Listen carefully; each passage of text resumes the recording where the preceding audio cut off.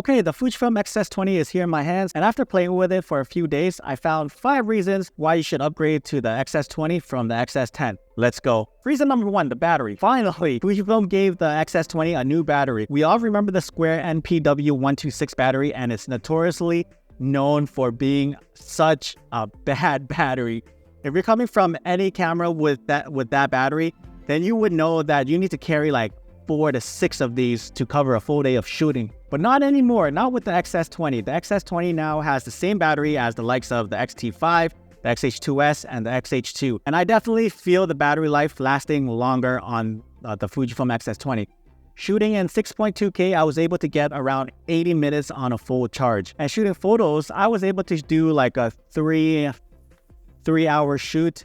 Got like around like over 1,000 shots. I was still left with half a battery left, so the battery life is insane. Reason number 2, the improved buffer. If you were like me and you complain about the X-S10's buffer and how it lags and it freezes sometimes to the point where you have to remove the battery and then put it back in, rest assured this battery has greatly improved. I'm quite satisfied with the buffer. Shooting at lossless compress at 8 frames per second, it held the full 8 frames per second burst for a few seconds before slowing it down to maybe 3 to 4 frames afterwards, but never freezing or stopping completely to clear the buffer. It felt like it can keep going, which is incredible for someone like me. This buffer is better than the X-T5, albeit the X-T5 has 40 megapixel RAW to clear. I'm really impressed with the buffer on the X-S20. Moving on to reason number 3, the new updated processor, the X Processor 5. This processor has twice the processing speed from the previous generation that was in the X-S10, allowing this camera to have the AI processing technology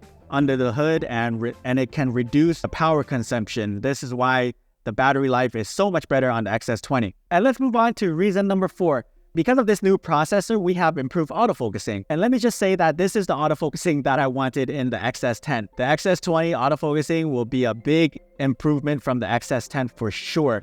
It has improved eye and face tracking. It's more reliable now, and it can also detect cars, animals, and birds as well. I think the improved AF alone is enough for an upgrade. As much as I love the X-S10, the autofocus was one of the weakest parts of that camera.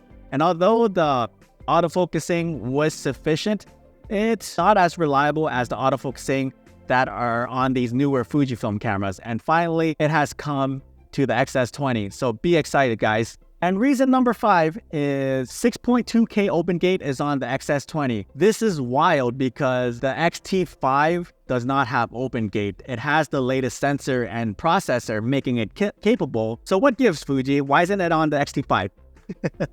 If you want open gate, you can either purchase the Fujifilm X-H2S at $2,500, or you can get the X-S20 at the price of around $1,299, $1,300 and get open gate. Just think about that. At this price point, where are you going to find this open gate feature? I don't think there are many. You got the Panasonic S5 II, which does open gate, but again, that costs more than $2,000. And you also got the Panasonic GH6. It also does open gate, and as well the Fujifilm X-H2S. All these cameras are well over $2,000. So again, to have 6.2K open gate at this price point is insane. This is the feature that is going to be handy to content creators trying to create content on multiple social media platforms where you can do different crops. I love open gate. I think moving forward, all cameras should do open gate recording. It's just very handy in the TikTok, the Instagram Reels, and the YouTube Shorts era. Well, there you have, folks. These are my 5 reasons on why you should upgrade to the X-S20 from the X-S10, or even your older Fuji cameras, such as the X-T1, the X-T2, X Pro 1, X Pro 2, and etc. I think these reasons are worth it, in my opinion, to upgrade if you are coming from a very, very old camera. But yeah, what are your thoughts? Did I miss anything else? What are some reasons why you would upgrade to the Fujifilm X-S20? Let me know your thoughts down in the comments below. And if you're interested in this camera, links to them are down in the description below. And if you find this video valuable in any way, make sure to subscribe to my channel because I got more Fujifilm content coming your way. As always, my name is Tongue. I'll see you in the next video. I love you. Okay, bye. Korean heart. Korean heart.